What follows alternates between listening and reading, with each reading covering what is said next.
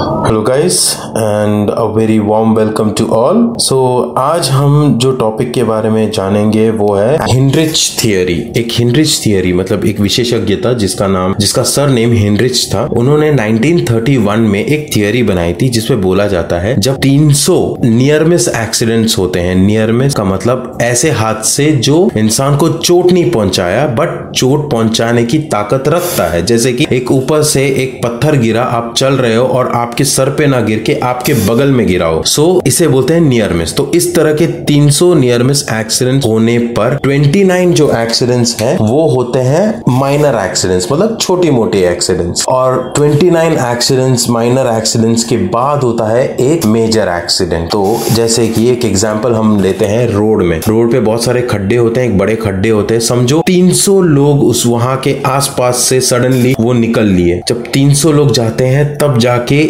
एक minor injury, मतलब एक बंदे ने समझो एक साइड से कट ले लिया या उसका बैलेंस डिसबैलेंस हो गया गाड़ी का, वो गिरते गिरते बचा, ठीक है। सो ऐसा एक, या गिरने के बाद कहीं पे हल्का सा कट लग गया या ऐसे कुछ माइनर एक्सीडेंट। सो 300 जब नियर मिस होते हैं तो 300 के बाद एक माइनर एक्सीडेंट होता है, और जब 29 माइनर एक्सीडेंट्स होते हैं तब जाके एक मेजर एक्सीडेंट होता है। तो ये उनकी थियरी थी, ठीक है। अब ये थियरी जो था इसको चेंज किया गया 1969। तब वहां उस टाइम पे एक विशेषज्ञ था जिसका सरनेम बर्ड था, BIRD, इसलिए इस थियरी का नाम भी बर्ड थियरी बोला गया है। और जिन्होंने ये थियरी बनाई थी उनका पूरा नाम था फ्रैंक E. बर्ड। ये उनका पूरा नाम था, इसलिए ये थियरी उनके सरनेम पे बना है, जिसे बोलते हैं बर्ड थियरी 1969। और उस थियरी के हिसाब से उन्होंने बोला था जब 600 नियर मिस एक्सीडेंट्स होते हैं जहां पे किसी को चोट ना लगे, तब एक एक्सीडेंट ऐसा होता है जहां पे चीजों के डैमेज होते, मतलब चीजें डैमेज होती हैं, या ये बोला जाए कि प्रॉपर्टी डैमेज होता है। तो एक ऐसा इंसिडेंट या ऐसा एक्सीडेंट होता है जिसमें चीजें डैमेज होती है। और जब 30 ऐसे डैमेज एक्सीडेंट्स होते हैं तब जाके एक माइनर इंजरी वाला एक्सीडेंट होता है, मतलब छोटी मोटी खरोचे ऐसा। और जब इसी तरह के अगर इस चीज पे ध्यान नहीं दिया गया तो जब 10 इस तरह के माइनर इंजरीज होते हैं तो एक सीरियस इंजरी, या बोल सकते हैं डिसेबिलिटी इंजरी, मतलब हाथ पांव कट जाना या ऐसा कुछ एक्सीडेंट होना या इंसान का मर जाना या इंसान की मौत हो जाना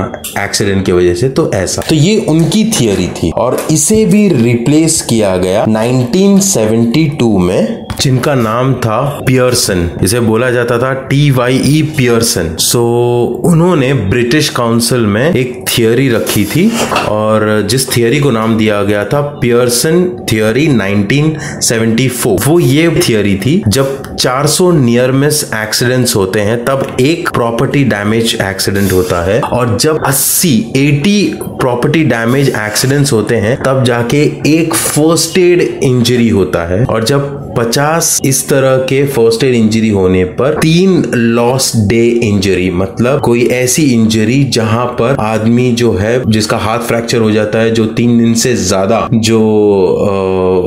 से ज्यादा वो काम पे वापस नहीं आ सकते, तो उसे बोलते हैं लॉस्ट डे इंजरी। तो इस तरह से लॉस्ट डे इंजरी होती है। और जब 3 इस तरह के इंजरी होने पर एक सीरियस इंजरी या एक ऐसी इंजरी जिसकी वजह से किसी की मौत हो जाए, या ऐसा एक्सीडेंट जिसकी वजह से किसी की मौत हो जाए, तो ये थियरी थी मिस्टर पियर्सन। तो अब हम इस बारे में जानेंगे कि इन सब से हम बचे कैसे, प्रिवेंशन, इस तरह के एक्सीडेंट से हम बचे कैसे। तो सबसे पहला हमें ये जानना है कि प्रॉब्लम क्या है। हम प्रॉब्लम को रिकॉग्नाइज करें, ठीक है, कि हम जाने कि भाई एक्सीडेंट होने का मेन रीजन क्या है। दूसरा, रेस्पॉन्सिबिलिटी, हर एक को रेस्पॉन्सिबल करें कि वो अपना काम सही तरीके से, जिस तरीके से, एक एग्जांपल देता है, एक सुपरवाइजर का एक रेस्पॉन्सिबल होता है कि वो अपने अंडर के लोगों का टेक केयर करें, देखे कि वो सही तरीके से काम कर रहे हैं कि नहीं। उसी तरह एक लेबर का जिम्मेदारी ये होता है कि जो जो चीज उन्हें बोला गया है, जो ट्रेनिंग दी गई है, वो अपनी ट्रेनिंग के हिसाब से बराबर काम करे। तो ये हर एक बंदा अपने काम पे,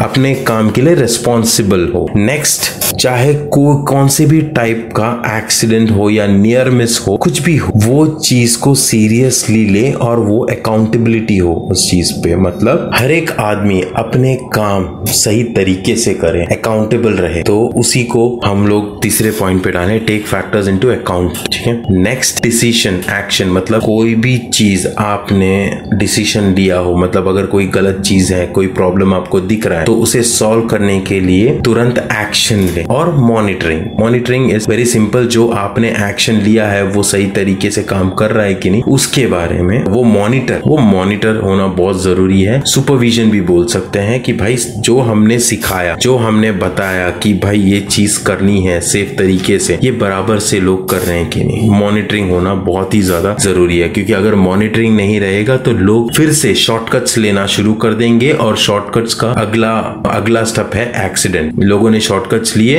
वो शॉर्टकट्स एक्सीडेंट्स में ही बदलेंगे। इनके कंट्रोल्स मेजर, मतलब प्रिवेंशन, जो भी एक्सीडेंट को प्रिवेंट करना, तो उसके कंट्रोल मेजर्स मतलब किस तरह से कर सकते हैं, वो भी हम शॉर्ट में जानेंगे। सबसे पहला, ह्यूमन परफॉर्मेंस मतलब वो जो काम करते हैं उनके परफॉर्मेंस, सही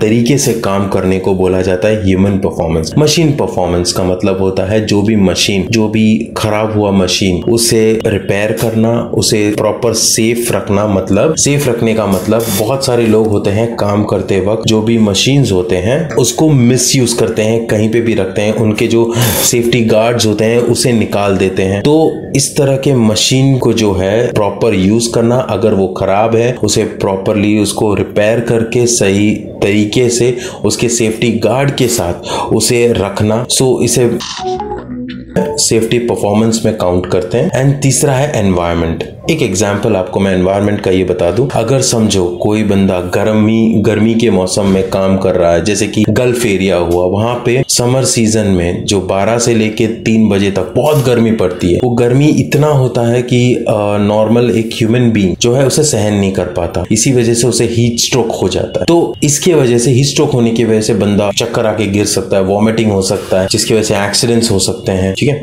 तो इस तरह के इन्वायरमेंटल अगर कोई इश्यूज है, तो गल्फ में एक रूल है कि 12 से लेके 3 बजे तक ब्रेक दिया जाता है, कि ऐसे टाइम पे बाहर कोई काम नहीं करता, वो रेस्ट लेता है। सो इसी तरह अगर एनवायरमेंटल का कोई इश्यूज है, तो वहां पे ब्रेक दें, ताकि लोगों को थोड़ा रेस्ट मिले और उसके वजह से, एनवायरमेंटल इश्यूज की वजह से कोई एक्सीडेंट्स ना। हमेशा प्रोएक्टिव रहे, जैसे कि कोई भी काम करने से पहले जगह की इंस्पेक्शन, उनका ऑब्जर्वेशन होना जरूरी है। इंस्पेक्शन करने से पता चलता है कि भाई अगर कोई जगह पे काम शुरू होने से पहले जाके एक बार इंस्पेक्शन करके आए कि भाई जहां पे आप काम करने जा रहे हो वो सेफ है कि नहीं। जॉब ऑब्जर्वेशन, मतलब काम करते टाइम, मतलब जो भी जॉब रहता है, जो भी जॉब करते हैं, जो भी काम करते हैं, वहां पे अपना ऑब्जर्वेशन होना बहुत ही जरूरी है। ठीक है। सो आज का वीडियो यहीं पे खत्म करता हूँ। Thank you.